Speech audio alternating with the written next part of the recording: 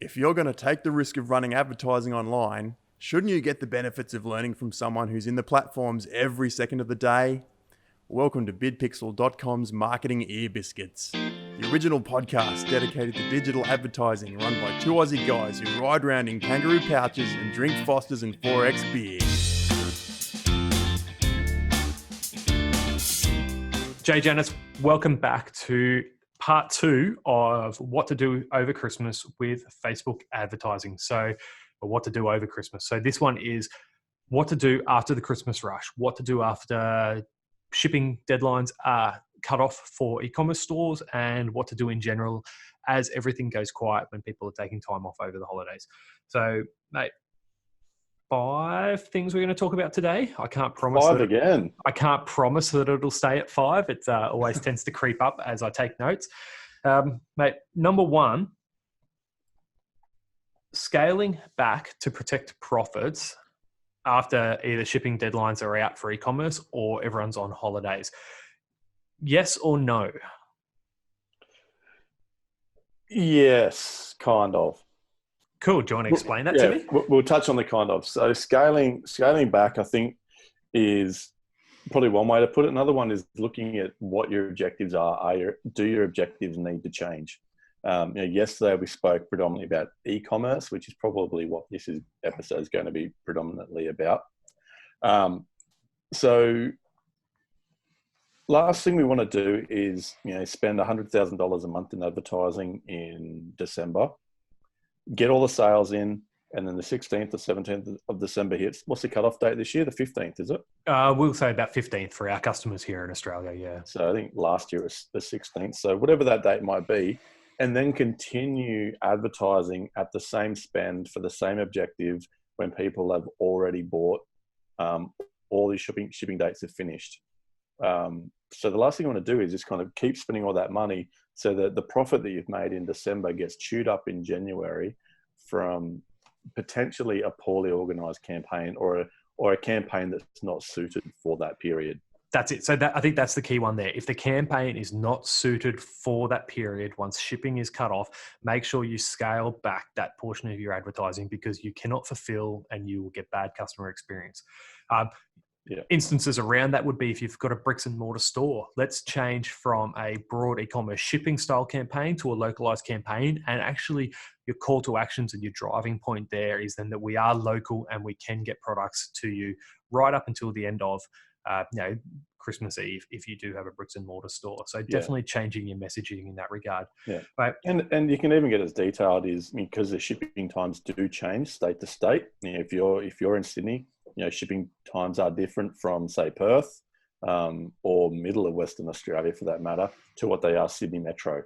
So you can adjust your targeting and adjust the ads and the campaigns during those periods as well, and kind of eliminate them as they go over those 2 to 3, maybe 4 days. Look, and we mentioned it in the last episode. Yes, you might want to squeeze that little bit of revenue out of shipping for 1 extra day or 2 extra days. But at the end of the day, we've got a really terrible postage system in Australia here. If you aren't delivering to your customers in time, you're going to get bad user experience, which is going to equate to bad reviews because, frankly, consumers have instant gratification. They want to tell everyone about their experience these days, and you want it to be good and not bad. And I'm going to chuck in another little point there. So we might squeeze it to 6 or 7, who knows? But not everyone knows, particularly for e-commerce, is that Facebook tracks what your customer satisfaction score is. So Facebook tracks, and it's very much aware of when you send, if you're not fulfilling fulfilling the purchases on time and you're not fulfilling postage, and someone's leaving a bad customer review, Facebook knows that. And there's actually a hidden feature in Facebook where you can check your customer satisfaction score. And it's, a red light, amber light, green light situation where, or scenarios. So you always want to be in the green. It's out of 5. You want to be in, you want to have a green customer satisfaction score. If not, if you're amber and particularly red, your ad account gets penalized and you actually pay more for ads. So that's got to be a whole nother podcast episode, how to look and how to check. And we'll do some screen sharing of how to get in there and find what your customer satisfaction score is and what you can do if you're balls it up and gone into the red or the amber.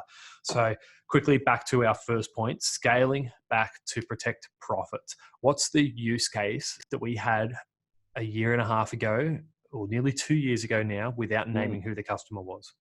Yeah, so we had a new client. They'd moved over from their previous agency, and they had amazing wins in October, November, December. They had record sales. They scaled their ad spend up considerably from, I think it was around about $2,000 a month to, I think it was about $18,000 or $24,000 a month, depending on the month. But what happened is shipping finished, Boxing Day occurred, and they did a little bit of a Boxing Day sale, but the ad spend never changed, and the objective never changed as well, which is probably the biggest thing. And so it wasn't until I think it was middle of February where the customer was kind of aware of, I'm spending all this money. My returns have gone from a 4 times return on ad spend to a 0 point. It was a 0 point something. I can't remember what the exact number was, which equated to they're just wasting ad spend, and they chewed up a huge portion of the profits that they'd made from the previous 3 months in a really poorly set up and incorrect campaign for that time period. Such an important thing to think about. So once everything dies down, once consumers stop spending, you need to make sure that you're protecting your profits and protecting your ad spend. This poor mum and dad business, they were a $1.5 million a year business. They lost pretty much all of their Christmas lead up profits because the agency that they were working with didn't drop back their ad spend and wasn't sensitive to the fact that people weren't purchasing anymore. That's probably the number one takeaway from this whole session if you don't listen to anything else. All right. So that was number one, scaling back to protect profits. Number two, what about the clear opportunities that there are to be had in the rush or the lead up? Don't even know what I'm saying. Let's start that again. What are the clear opportunities to have after the Christmas rush? Great. So there's definite opportunities. So as we mentioned with that, that case study with the previous client, the client is once Boxing Day hit and the Boxing Day sales were over, the previous agency was just using an incorrect strategy and incorrect campaign objectives for the January, February time period. There is a shift where, for some e-com store owners, or there can be a shift from going, completely direct response marketing. Here's my product, buy it, leading up to Christmas, to January, February, saying, here's our business, here's our brand, and getting great brand awareness. Similar situation to what we're in right now, in November, getting brand awareness, filling the top of funnel, knowing that, at the moment, Cyber Week's happening, we've got a great opportunity to get sales.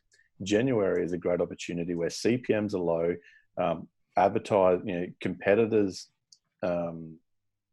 advertising competitors are a lot, there are a lot less of them. So prices are lower, so you can get in front of a lot more people, a lot cheaper.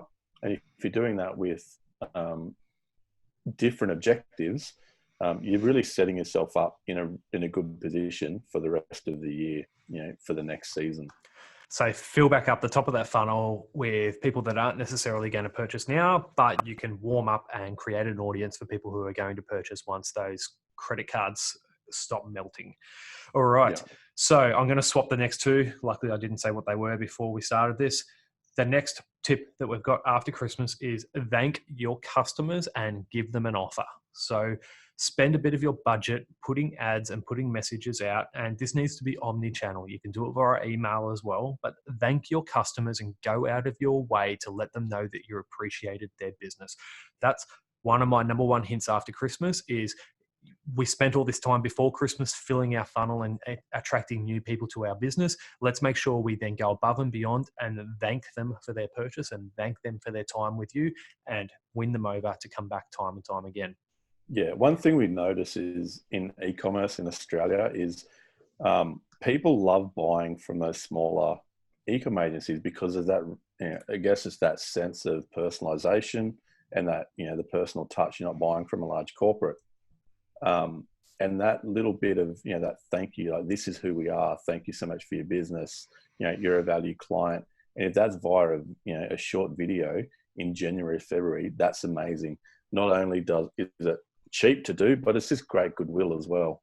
And a great opportunity to, at the end of the day, hopefully they come back and they purchase again, and those customers' lifetime value increases. Fancy you say that, because point number 4 is how do you get win backs? So you've had all this rush of people purchasing in December. How do we win them back and delight them to purchase again so that their lifetime customer value is substantiated? Great. So that's obviously that's one way to do it. Put a thank you video, about us video. Explain who you are as a business owner. That's one way to do it. Another one is once they purchase, they're in the funnel. You can remarket back to them. You can create a VIP. If it's a product that has an expiry date, if it's a skincare product or a coffee pods, then you can get back in front of them knowing that, okay, that product's probably got a 4-week lifespan. It's time to get them back again. Get back in front of them with a very timely message and timely marketing. So one of the other big things there is the Christmas period. That massive before Christmas rush is largely gift buying people. So how can you then change your message to be for the people who are buying the gifts and getting something for themselves rather than buying it for someone else? So you might have given the gift buyer the most amazing customer experience, and at the end of the day, they still handed that off to someone else. How do we then win them back to purchase for themselves because they love the experience with your store so much? Yeah, unboxing promos is another big one. People love a good unboxing video. What a better time to do that than Christmas, when people are unboxing, and unwrapping around the Christmas tree. Awesome.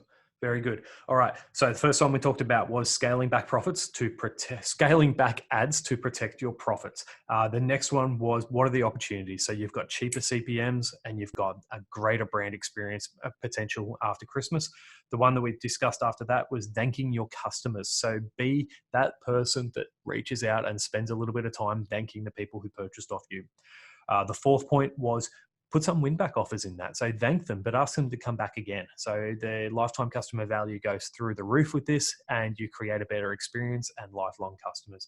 Jay, you mentioned the fact that Australian e-com stores are a great thing, and you win over customers who will purchase time and time again. The last point, number 5, I promise we're going to wrap it up at 5 today, not like yesterday.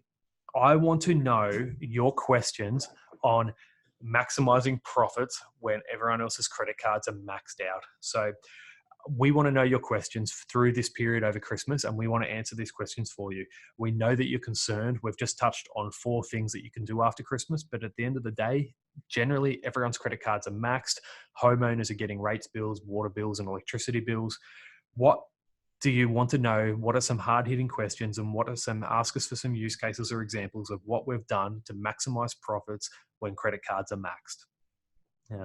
You could ask us some questions about how to change a strategy to top of funnel. You could ask us some questions about discounting holiday stock, doing clearances, or more questions about win backs or customer satisfaction. Let's even think about this broader than e-commerce and advertising. How can we give you some hints and tips on maximizing your profits in other areas of your business through sales and marketing and advertising after the Christmas period? Mate, thank you very much, Jay. That was a good one. Thanks. Love it. Thanks for bringing in the customer satisfaction score to that. We'll definitely be talking about that one day soon. Awesome, mate. Thank you very much. Thank you. So guys, as always, ask some questions below. We are running the tough questions promotion very shortly. Get your questions in either via asking a question in the comments on YouTube or asking a question on the comments on Facebook. If you're listening to this podcast episode, you will be able to find this as a vlog also on YouTube or on Facebook. Ask a question about anything marketing or advertising. Ask a question about anything on the wall of stuff behind us as this wall grows bigger and bigger. And we'll answer those. We'll give you a shout out on one of the videos, and we'll make sure that we answer not only your tough question, but give you the opportunity to listen to hopefully hundreds of other tough questions that people are asking and we're able to answer.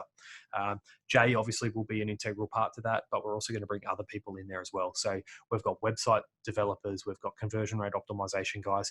We've even got scheduled to bring in some real estate agents. We're going to bring in some finance guys some legal questions regarding advertising in e-commerce stores. So ask those tough questions and let's find an answer for you and for everyone else that's going to be asking those questions as well. So once again, Jay, thank you, guys. Thank you. Subscribe and share this if you enjoyed it. Perfect, mate. Thank you very much. Thanks, Peace out, mate. guys. Cheers.